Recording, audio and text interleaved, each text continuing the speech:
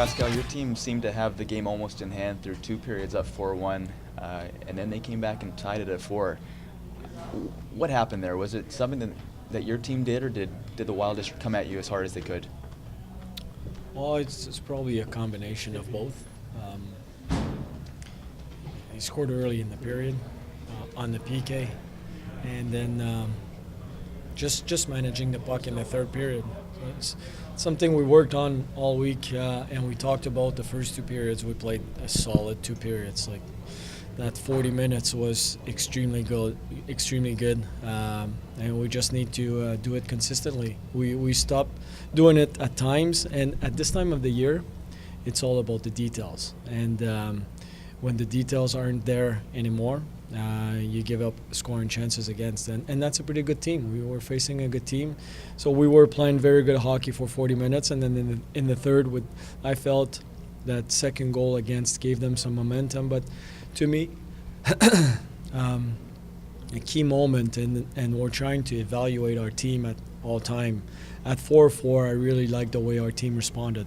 It was a lot of maturity on the bench, a lot of positive stuff. The other team was back in the game, and the guys responded well. And I chose not to call a timeout at that point because I wanted our team to take charge, and they did. So it was really good to see.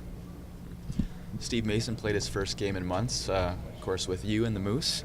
How would you evaluate his performance?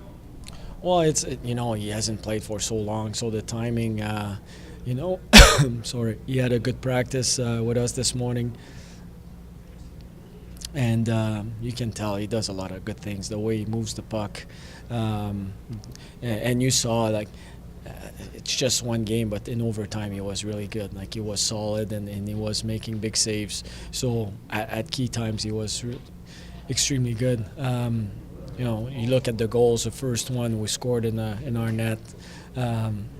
There's third goal. There's one guy all alone in the slot, and a pretty good player. Second one is the PK goal. So it's different stuff happened, and it doesn't really. You can't really evaluate his game on the goals against, but you can see what he can do during the game, and in overtime he was extremely good.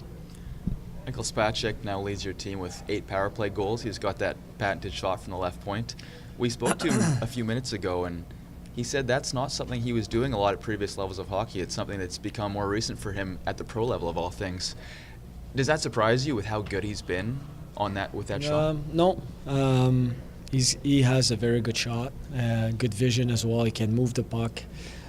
You've seen a good seam pass to Nick Petan on the power play at some point, and he's got this quick release and really good accuracy with his shot, and he has a powerful shot. So to me, it was just natural to put him in that position, and we felt pretty good about it, and he's been proving us that it's a good position for him. After a dramatic game like tonight's, what can be accomplished before 2 p.m. tomorrow? Well, we're going to look at the details of the game at this point of the year. It's not. We want to make sure that the foundation is there. But we're going to look at what happened in the third period and address that tomorrow and stay positive. I mean, we won the game. When they made it 4-4, I really liked the way our bench reacted. They stayed composed, so I like that. We're going to talk about this. But we're going to talk about that moment from 4-1 to 4-4. So we'll go from there. But it's, we're facing a pretty good team here, and that's a team that has won a lot of games as well. So it's going to be game day preparation as usual, just making sure we take care of details.